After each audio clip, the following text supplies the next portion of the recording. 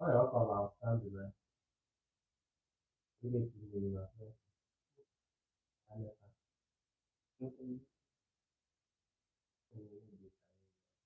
Không, nó như này đi ra ngoài thì là đi hàng là hàng là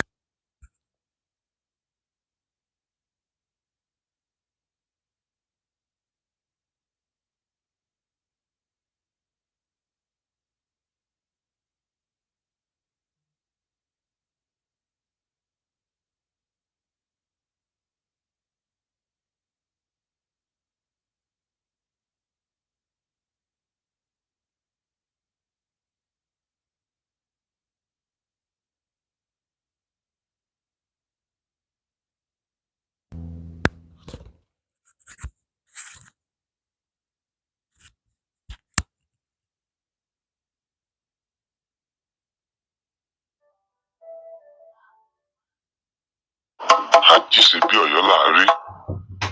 Àjíṣe bí Ọ̀yọ́ là á rí. Àjíṣe bí Ọ̀yọ́ là á rí. Ọ̀yọ́. Àjíṣe bí Ọ̀yọ́.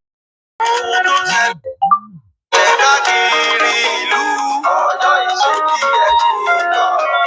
Àjíṣe bí Ọ̀yọ́ TV ẹ ti máa gbọ́. Ọ̀yọ́ ìṣe bí ẹni kọ̀ọ̀kan. Ètò òṣèlú tó níye lórí. Ọ̀yọ́ ìṣe bí ẹni kọ̀ọ̀kan. Ìlanilọ́lẹ̀ nípa ìgbé ayé gbogbo. Ọ̀yọ́ ìṣe bí ẹni kọ̀ọ̀kan. Àwọn aláǹtà lọ́yọ̀ lẹ́sìn. Àwọn aládìròyìn àwọn alálẹ̀.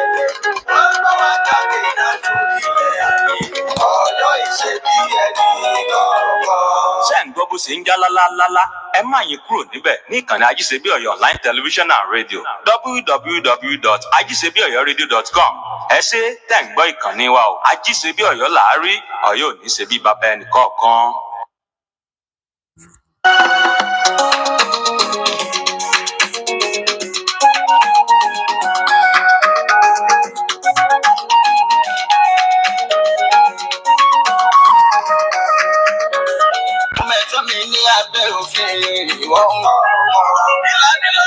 www.ajisebiọyọradio.com. Ẹ ṣé tẹ́ ń gbọ́ ìkànnì wa o. Ajíṣebí Ọ̀yọ́ là á rí, Ọ̀yọ́ ò ní ṣe bí bàbá ẹnì kọ̀ọ̀kan.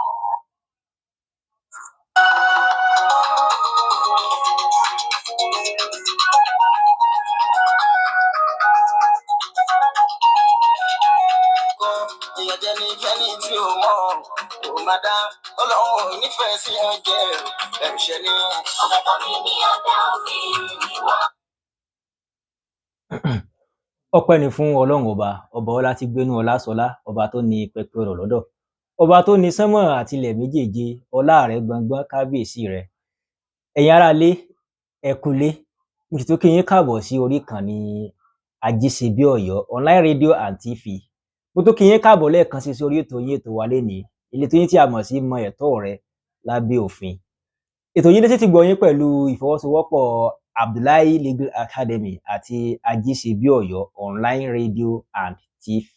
Gẹ́gẹ́ bí a ṣe mọ̀, Abdullahi Adébáyọ̀ ọmọ Abdulrauf ní orúkọ tí tèmi ń jẹ́.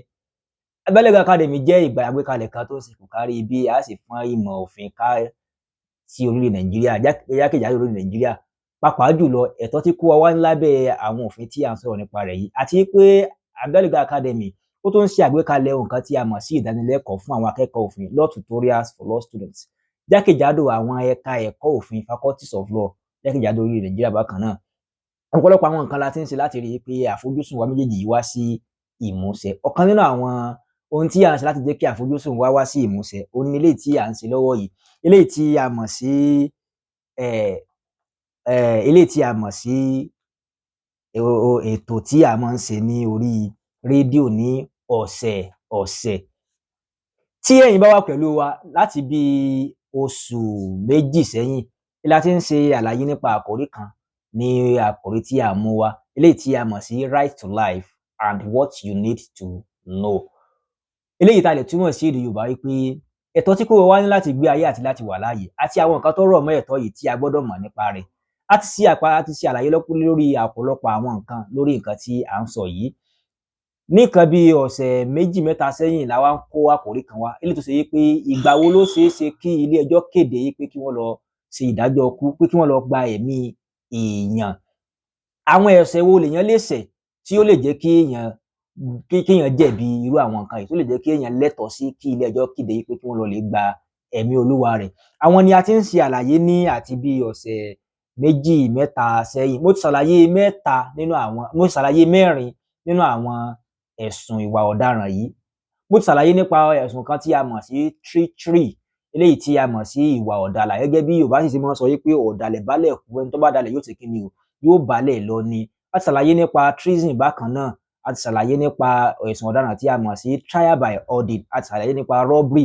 Lénìí pẹ̀lú ògo Ọlọ́run, ẹ̀sùn eléyìí tó ṣeé ṣe kó jẹ́ pé tí èèyàn bá jẹ̀bi lórí Nàìjíríà, ìdájọ́ ikú ni wọ́n ó ṣe fún èèyàn. Eléyìí tí a mọ̀ pẹ̀kẹ́lù lénìí, òun ni a mọ̀ sí murder, ẹ̀sùn ìpànìyàn. Murder eléyìí tí a lè tú sí èdè Yorùbá wípé ẹni tó bá dá ọ̀ràn tí a mọ̀ sí murder, ó ti dá ọ̀ràn ẹ̀sùn ìpànìyàn lábẹ́ òfin orílẹ̀-èdè Nàìjíríà. Tó sì jẹ́ wípé ẹni tí ó bá jẹ̀bi ẹ̀sùn ìpànìyàn gẹ́gẹ́ bí a ṣe sọ yìí, ẹjọ́ tí wọ́n ó dá fún onítọ̀hún ni pé kí wọ́n lọ lè gba ẹ̀mí onítọ̀hún tí irú ẹni bẹ́ẹ̀ bá fi lè jẹ̀bi ẹ̀sùn tí wọ́n fi kàn án. Kí wá ni tí a mọ̀ sí ẹ̀sùn ìpànìyàn ní abẹ́ òfin, pàápàá jùlọ òfin orílẹ̀-èdè Nàìjíríà? Kí la mọ̀ sí ẹ̀sùn ìpànìyàn lábẹ́ òfin, pàápàá jùlọ òfin orílẹ̀-èdè Nàìjíríà? Kí ó tó di pé màá wọ inú àkòrí eléyìí tí mo mú wá lónìí, ní àkókò púpọ̀, màá ṣe é ní pépèpé. Ẹ̀sùn ìpànìyàn yìí tí gbogbo wa ti mọ̀ tipẹ́tipẹ́ ni wípé ẹnikẹ́ni tí ó bá gba ẹ̀mí èèyàn, dandan ni kí wọ́n ṣe kí ni, kí wọ́n gba ẹ̀mí tòun náà. Gbogbo àwọn ìwé ẹ̀sìn eléyìí tí gbogbo wa tí a mọ̀ nípa rẹ̀ náà ló sọ wípé ẹni tí ó bá pa ẹni, kí wọ́n ṣe kí ni o, kí wọ́n gba ẹ̀mí tòun náà padà dípò ẹni tí ó gba ẹ̀mí rẹ̀ ni. Òfin náà wá fi irú ọ̀rọ̀ yìí, ó fi lélẹ̀ wípé bí èèyàn bá gba ẹ̀mí èèyàn lọ́nà tí kò tọ́, ìdájọ́ tí wọ́n ó ṣe fún rẹ̀ náà ni pé kí wọ́n sọ pé kí wọ́n lọ lè yẹgi fún òǹtọ̀hún. Tí a bá wo inú ìwé òfin Criminal Code Act, tá a bá wo section 19 Criminal Code Act, eléyìí tí àwa ń lò ní southern part of Nigeria ní àyín, àti ìwé òfin Penal Code Act, tá a bá wo section 221 rẹ̀, eléyìí tí àwa ń lò ní northern part of Nigeria ní àyín bákan náà. Àwọn ìwé òfin méjèèjì wọ́n fẹnu kò yí pé ẹnikẹ́ni tó bá jẹ̀bi ẹ̀sùn ìpànìyàn, dandan ni kí wọ́n ṣe kí ni o, kí wọ́n gba ẹ̀mí irú onítọ̀hún náà, kí wọ́n gba ẹ̀mí irú onítọ̀hún náà padà dípò ẹ̀mí ẹni tí onítọ̀hún tí ó ti gbà. Ṣùgbọ́n kó tó di wípé èèyàn ó dá ọ̀ràn ẹ̀sùn ìpànìyàn, àwọn nǹkan kan ó ti kọ́kọ́ wáyé. Àwọn nǹkan wo ló ṣe kó ti wáyé kó tó di wípé wọ́n ò ní pé n téèyàn ṣe láàrin yìí o, ó ti dá ọ̀ràn ẹ̀sùn ìpànìyàn, n tó sì tọ́ sí ni pé kí wọ́n lè ṣe kí ni o, kí wọ́n gba ẹ̀mí irú onítọ̀hún. Àwọn nǹkan mẹ́ta kan gbọ́dọ̀ wáyé. Àkọ́kọ́ ni pé ẹnìkan gbọ́dọ̀ ti kú. Ẹni tó wá kú yìí, a wá ti fi ẹ̀sùn kan ẹnìkan wípé òun ló pa á. Ẹlẹ́ẹ̀kejì nu, ẹnìkan gbọ́dọ̀ ti kú. A sì ti fi ẹ̀sùn kan ẹnìkan gbọ́dọ̀ ti kú. 1. A sì ti fi ẹ̀sùn kan ẹnìkan yé pé òun ló pa ẹni tó kú. Alákọ̀ọ́kọ́ nù. Ẹ̀ẹ̀kejì ni wípé ẹni tí a fẹ̀sùn kàn yìí, òun ló fa sábàbí tí ẹni yẹn ṣe kí ni o, tó fi jáde láyé. Ẹlẹ́ẹ̀kejì nu. Ẹlẹ́ẹ̀kẹta ni wípé ìgbà tẹ́ni yìí ń ṣe nǹkan tí ń ṣe lọ́wọ́, ó sì mọ̀ wípé tóun bá ṣe fún ẹni tóun ṣe fún yìí, ikú ni ó já sí fún un, àbí kí ó pa irú ẹni bẹ́ẹ̀ lára. Tí a bá ti rí nǹkan mẹ́tẹ̀ẹ̀ta yìí tó bá fi lè pé sínú nǹkan tí èèyàn kan ṣe, ẹ̀sùn ìpànìyàn ti ṣe kí ni o, ó ti dúró síbẹ̀. Tí wọ́n bá wá rí pé èèyàn jẹ̀bi ẹ̀sùn ìpànìyàn, eléyìí ò sínú kìí ṣe ń tà ẹsẹ̀ máa gbà bí à ń gba igbá ọtí. gbogbo wa ti mọ ìdájọ́ tó tọ́ fún ẹni tí wọ́n bá rí i pé ó gba ẹ̀mí èèyàn lọ́nà tí kò tọ́ gẹ́gẹ́ bí ìwé òfin Criminal Code Act section 319 rẹ̀ àti ìwé òfin ti Penal Code Act section 221 rẹ̀ bí àwọn méjèèjì ṣe gbé kalẹ̀ yìí pé ẹnikẹ́ni tí ó bá ti jẹ̀bi wípé ó pààyàn kán ṣe kí ni o kán pa òun náà padà ó túmọ̀ sí pé bí èèyàn bá pààyàn lábẹ́ òfin bí ó bá fi lè tẹ onítọ̀hún tí wọ́n sì dá ẹjọ́ fún un tí wọ́n sì rí pé ó jẹ̀bi pé ó pa èèyàn tòótọ́ ẹ̀tọ́ tóun gangan ní láti gbáyé àti láti wà láàyè kò lẹ́tọ̀ọ́ sí mọ́ nírú àkókò yìí n tó sì fà ní n tí yóò sì kángun sí ni pé wọn ò ní kán lọ sí kí ni kán lè lọ gba ẹ̀mí onítọ̀hún ní nírú àkókò yìí. Àwọn ìbéèrè méjì mẹ́ta kan ó wá máa ń wáyé màá fi àtàrà rẹ̀ ṣe àlàyé nípa àwọn ọ̀rọ̀ kan tí àwọn èèyàn máa ń kó gbé káàkiri lórí social media WhatsApp nǹkan kan wípé ẹnìkan pa ẹnìkan wọ́n sọ pé ìyàwó pa ọkọ wọ́n ní ìyàwó pa ọkọ wọ́n wá gbé ìyàwó lọ sí ilé ẹjọ́ wọ́n wá rí i pé ìyàwó jẹ̀bi pé òun ló pa ọkọ rẹ̀ ṣùgbọ́n wọn ò rí òkú ọkọ o wọ́n rí i pé ìyàwó ló pa ọkọ rẹ̀ ìgbà tí ìyàwó wá pa ọkọ rẹ̀ ilé ẹjọ́ wá rán lọ sí ẹ̀wọ̀n ìgbà tó wá jáde lẹ́wọ̀n ó wá lọ sínú ìgboro ó wá rí ọkọ tí wọ́n ló ti kú tí wọ́n torí rẹ̀ lọ sí ẹ̀wọ̀n ó wá pa padà ìgbà tó wá pa padà wọ́n á ní pé téèyàn bá jẹ́ adájọ́ tí wọ́n bá gbé irú obìnrin yìí wá síwájú èèyàn padà irú ẹjọ́ wo ni èèyàn ó dá fún irú obìnrin onírú àkókò yìí ọ̀rọ̀ tí ó fi bẹ́ẹ̀ tó dùn dáadáa ni àkọ́kọ́ ni pé tí látara rẹ̀ ní ti ṣàlàyé kókó méjì kan màá ṣàlàyé nǹkan tí a mọ̀ sí last scene màá sì ṣàlàyé nǹkan tí a lè pè ní ìbéèrè yìí pé tí wọn ò bá rí òkú ẹni tí wọ́n ní wọ́n pa ṣé wọ́n lè tatara rẹ̀ kí wọ́n sì ṣe ìdájọ́ bóyá ìdájọ́ ikú ni o àbí ìdájọ́ ẹ̀wọ̀n ni o fún ẹni tí wọ́n fẹ̀sùn kàn yìí pé òun ló pa ẹni tí wọn ò rí òkú rẹ̀ ṣé irú ẹ̀ lè ṣẹlẹ̀. Àkọ́kọ́ ni pé n táwọn èèyàn máa ń sọ yìí ó dájú gbangba pé ká ní pé pẹ̀lú bí wọ́n ṣe kọ́ ni bí wọ́n ṣe máa ń kọ́ nǹkan ní kí bó ṣe wá náà nù inú fíìmù nìkan lèyàn ti lè wáyé bẹ́ẹ̀ ni inú fíìmù nìkan ló ti lè wáyé pé wọn ò rí òkú wọ́n sì ní pé òun ló pa wọ́n wá rán lọ sí ẹ̀wọ̀n tí wọ́n bá fi lè rí i pé tí ilé-ẹjọ́ bá fi lè rí i wípé èèyàn jẹ̀bi ikú pàápàá jùlọ lábẹ́ òfin ìpànìyàn section 319 Criminal Code Act àti section 221 Penal Code Act kò sí ìdájọ́ míì tí ilé-ẹjọ́ fẹ́ gbé kalẹ̀ fún tọ̀hún ju pé kí wọ́n dájọ́ ikú fún lọ kì í ṣẹ̀wọ̀n ikú ni ẹjọ́ ikú wọn dà fún tọ̀hún tí wọ́n bá ti wá dájọ́ ikú fún báwo ló ti fẹ́ jáde kúrò nínú ẹ̀wọ̀n nígbà tí ayọ́ bá ti rí i pé ó jẹ̀bi láti jẹ́ kán pa ẹjọ́ wo ló fẹ́ dá fún tí ó jẹ́ ìdájọ́ òdodo pé wọ́n dájọ́ ikú fún lọ àkọ́kọ́ nù ìkejì ni wípé ṣé tí wọn ò bá wá rí òkú ẹni tí wọ́n ní wọ́n pa sí wọ́n sì tún lè fìyà jẹ ẹni tí wọ́n fẹ̀sùn kàn bẹ́ẹ̀ ni wọ́n lè fìyà jẹ ẹni tó fẹ̀sùn kàn àtàrà rẹ̀ ní ti ṣàlàyé ní tí a mọ̀ sí doctrine of last sin nínú òfin tí a bá rí i pé Mr. A ó wà pẹ̀lú Mr. B àwọn méjèèjì la jọ rí wọn last àwa rí Mr. B mọ́ àwa padà gbọ́ pé bóyá ó ti kú ni pé bóyá a padà rí aṣọ rẹ̀ arẹ́jẹ̀ lára aṣọ rẹ̀ a sì ráwọn eegun kọ̀ọ̀kan tíyẹn lè trace pé bóyá òun ló ní eegun yìí bóyá nǹkan kan ló ṣẹlẹ̀ sí bóyá ó ti kú àbí a lè rí nǹkan kan infer tí yóò satisfy wa pé ẹni yìí lákòókò tá à ń sọ̀rọ̀ nípa rẹ̀ yìí o ó ti jáde láyé o tí àwa rí bẹ́ẹ̀ ẹni tí a rí pẹ̀lú rẹ̀ kányìn òun ni ó ṣàlàyé bí ikú ṣe pa òun la fẹ̀sùn kàn ipò òun ló pa òun ni ó wá jáde ni ó wá ṣàlàyé pé kìí sóun lòun pa o ihun tó ṣẹlẹ̀ sí tí ikú fi dé wá bá òun lélẹ́yìí tí ò bá ti wá ráláyé kankan ṣe according to this doctrine of last sin tí à ń sọ̀rọ̀ nípa rẹ̀ yìí, òun ni yóò forí kó. Eléyìí ṣẹlẹ̀ nínú ó ṣẹlẹ̀ nínú òfin kan, nínú ìdájọ́ ilé ẹjọ́ kan, eléyìí tí ilé ẹjọ́ gíga jù nínú orílẹ̀ Nàìjíríà tó gbé kalẹ̀ ní ọdún tó kọjá, nínú oṣù kẹfà ọdún tó kọjá ni wọ́n gbé ìdájọ́ yìí kalẹ̀.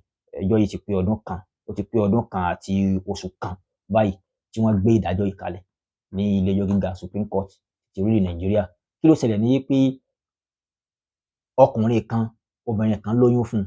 Obìnrin kan sọ pé òun lóyún fún ọkùnrin kan. Kò wá fẹ́ gba oyún yìí. Ibi tí wọ́n ti ń sọ̀rọ̀ yìí pé èmi ni mo gbà á, èmi kọ́ nǹkan kan, ó wá pè pé kó wá. Níjọ́ tó ní kó wá bá òun, obìnrin sọ fún àwọn aráalé rẹ̀ yìí pé òun fẹ́ lọ bá lágbájá o, èyí ò ní ọkùnrin ni tí ó sọ pé òun lóyún fún. Ìgbà tó lọ bá ọkùnrin, wọ́n jọ ń sọ̀rọ̀. Ó láwọn wà níbì kan, níbi tí ibẹ̀ po fi tó jẹ́ pé kò sí èèyàn púpọ̀ ńbẹ̀. Àwọn wà níbì kan, òun sọ pé ó sì sọ pé òun lòun lóyún, tó jẹ́ pé kì í ṣe òun nìkan lòun bá ọ sùn. Òun dẹ̀ mọ̀ pé kì í ṣe òun nìkan lòun ń bá ọ sùn. Ó sì wá jẹ́ kí ìwọ ó sọ pé òun lòun ní oyún tí ó gbé ọmọ wá bá òun. Ó ní irọ́ o, pé ìgbà tóun ti lọ bá gbogbo wọn tí wọ́n ní pé àwọn ò fẹ́ pé kì í ṣàwọn làwọn ní, so òun fi wá bá yé pé inú sàbí ó gbá ojú rẹ̀, obìnrin náà gbá ojú tiẹ̀ náà padà. Bó ṣe gbá ojú rẹ̀ padà, ó lóun ṣe nǹkan kan fún, ó tì í, ó forí gbálẹ̀, ẹ̀jẹ̀ ń yọ ní orí rẹ̀. Ó lóun wá mú ìjáàbù rẹ̀, òun wá fẹ́ kan fi fún un ní ọrùn pa, ó wá kú síbẹ̀. Ìgbà tó kú síbẹ̀, ó sá lọ, ẹnìkan kan ò rí mọ́. Wọ́n ṣèwádìí sọ́tùn, wọ́n ṣèwádìí sósì, wọ́n mú lọ ilé ẹjọ́. Kí ni ilé ẹjọ́ sọ? Wọ́n ní pé kó tó di wípé ẹni ń kú, òun ni wọ́n jọ wà kányìn. Ó sọ fáwọn fámílì rẹ̀ yìí pé òun lọ sọ́dọ̀ lágbájá. Gbogbo èèyàn mọ̀ pé ọ̀dọ̀ lágbájá ló wà. Ìgbà tóun náà sì ń rojọ́, ó jẹ́ kán mọ̀ yìí pé ọ̀dọ̀ òun ló wà kányìn. Ìgbà tí ilé ẹjọ́ sì gbéjọ́ pé kalẹ̀ pé according to the doctrine of last sin o, ìwọ tí a rí ọ kányìn pẹ̀lú ẹni tó kú, ni ló ṣàlàyé bí ikú ṣe pa ẹni tó kú. Látara doctrine of last sin yìí, wọ́n sì ní pé kí wọ́n lọ kí ni o, kí wọ́n lọ lè yẹ igi fún un. Ìgbà tó dé ilé ẹjọ́ gíga, tí ilé ẹjọ́ gíga náà sọnù pé ìwọ tó jẹ́ pé ìwọ la rí pẹ̀lú ẹni tó kú kányìn, wọ́n sì jẹ́ kó yé wa pé ọ̀dọ̀ rẹ ló ń bọ̀. Kì í sì ṣe kí ó yá ó kúkú natural death, èèyàn kan ló pa á. Ìgbà míì bẹ́ẹ̀ ó ṣe wí pé kọ́lọ́run má jẹ́ kí á rí àìda, ìyẹn á jọ mọ́ wà papọ̀ ńgbà míì tó jẹ́ pé ikú natural death ẹlòmíì lè ní heart attack lóru. Ó lè jẹ́ pé nǹkan kan tí ẹlòmíì wà allergic sí ni ló ṣẹlẹ̀ tó fa complication tí wọ́n rí gbé dé hospital tó fi kú. Tí wọ́n bá padà sí autopsy, wọ́n ó rí pé ikú tó kú o, kì í ṣe kí bóyá ẹnìkan ló fa okùnfà, kì í ṣe ẹnìkan ló induce ikú yẹn. Ìyẹn ò ní ní ìrújú kankan rárá, ìyẹn ò ní ní wàhálà kankan nú. Ṣùgbọ́n wọ́n ti rí i pé èèyàn kan ló pa á, wọ́n tì í ṣubú, orí rẹ̀ gbálẹ̀, ẹ̀jẹ̀ ń yọ, wọ́n wá padà fún un lọ́rùn pa. Definitely ìwọ tá a rí pẹ̀lú rẹ̀ kányìn, ìwọ ló wà á ṣàlàyé bí kíni o, bí ikú ṣe pa á.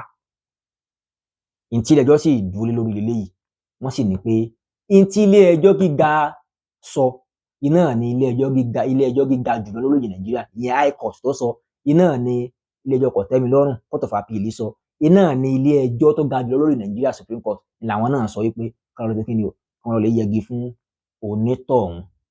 Tí fáwọn tá a jẹ́ akẹ́kọ̀ọ́ òfin, tí a bá wo inú ìdájọ́ ilé ẹjọ́ tó wà láàrin Sanusi Mohammed versus State 2023, a rí kíní yìí ń bẹ.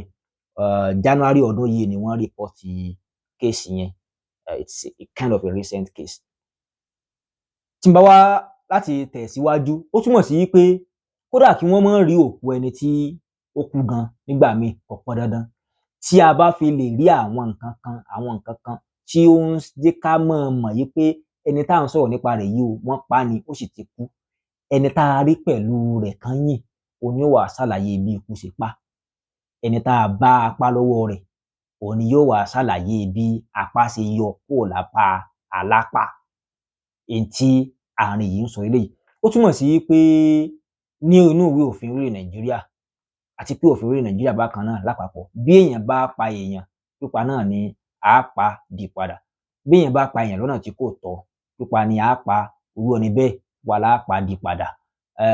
Ìdánù dúró ní àyín lénìí ní agbọn títí èdè títí Yorùbá tí ń sì bọ́ sí ara títí èdè títí Gẹ̀ẹ́sì.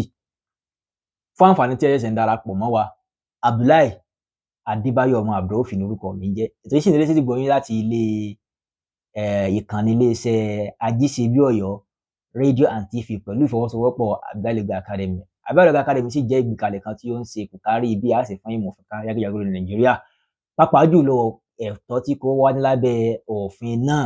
Abdullahi Academy bákan náà tó ń ṣe àgbékalẹ̀ nǹkan tí a mọ̀ sí ìdánilẹ́kọ̀ọ́ fún àwọn akẹ́kọ̀ọ́ òfin law tutorials for law students jákèjádò àwọn ẹ̀ka ẹ̀kọ́ òfin faculties of law jákèjádò orí Nàìjíríà. Bákan náà ọ̀pọ̀lọpọ̀ àwọn nǹkan láti ṣe láti jẹ́ kí àwọn àfojúsùn wa méjèèjì láti jẹ́ kó wá sí ìmúṣẹ. Kó tó di wípé máa wá káàdì ètò yìí nílẹ̀ ní agbọn títí èdè Yorùbá, máa wo under comment section wa ní Facebook, máa wo àwọn tó comment àti àwọn tó ti béèrè béèrè kan àbí méjì. Mo rí i pé máa ṣe bẹ́ẹ̀ tí ọpẹ́ púpọ̀ lọ́wọ́ AA Ventures tó ń ta data. Wọ́n ń ta data ní AA Ventures. Ẹni tó bá fẹ́ ra data bundles, MTN ní o, Glo ní o, Salat ní o, Mobile ní o, Airtel ní o, gbogbo nẹ́tíwọ́ọ̀kì yóò rí o bá rí ọ jẹ́, ẹ kàn sí AA Ventures, wọ́n ó ta data náà fún yín. Ẹ pè wọ́n sórí 07025714351 lẹ́ẹ̀kan sí 07025714351. Ẹ jẹ́ kí n wá wo orí Facebook mi, orí ẹ̀rọ ìbánidọ́rẹ̀ẹ́ Facebook mi, kí n wo àwọn kọ́mẹ́ǹtì ọ̀rọ̀ táwọn èèyàn ti sọ. Tí ó bá ṣe pé a ní ìbéèrè kan àbí ìkejì, kí n sáré fi ìdáhùn sí àwọn ìbéèrè náà kó tó di pé màá wá bọ́ sí abala títí èdè Gẹ̀ẹ́sì. Tí kò bá ti wá sí ìbéèrè, kí n bọ́ sí abala títí èdè ti Gẹ̀ẹ́sì ní ẹyẹ ọ̀sọ́ka. Kí n bọ́ sí abala títí èdè ti Gẹ̀ẹ́sì lẹ́yẹ ọ̀sọ́ka. A ti rí àwọn kọ́mẹ́ǹtì dáadáa ń bí. Ajíṣebíọ̀yọ́ TV engineer, wọ́n ní well done. A dúpẹ́ púpọ̀ lọ́wọ́ yín. A sì rí ẹnìkan níbí, Poet Sam Madeyin, wọ́n ní well done, God be with you. Ẹ ṣé gan, àdúpẹ́, ẹ ṣé àdúpẹ́. Adéyínká Ọlásùnkànmí, kásá máa ṣe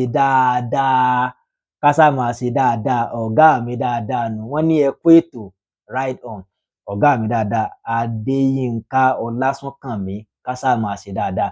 Mo dúpẹ́ púpọ̀ lọ́wọ́ yín fún títí kọ́mẹ́ǹtì tí ẹ kọ́mẹ́ǹtì yìí àti fún ti gbogbo ìgbà. Mo dúpẹ́ púpọ̀. Ìyá yín lágbègbè pété lórí títí abala títí èdè Yorùbá fún títí dédé títí àkókò yìí fún títí èní. A sì mọ̀ fi rọ̀ fún èní títí di ọjọ́ mẹ́jọ tí a tún wá pàdé lórí ètò yìí bákan náà, tí a sì mọ̀ kọ́ra wa nípa àwọn ẹ̀tọ́ tí kò wá ní lábẹ́ òfin orí Nàìjíríà. Títí di ìgbà náà, Abdullahi Adébáyọ̀ ọmọ Abdulrauf ní orúkọ mi ń jẹ́. Ẹ jẹ́ ká mọ̀ rí pé à ń lo òfin o. Lógo Ọlọ́run, èmi àtẹ̀yin a ní lùgbàdì òfin.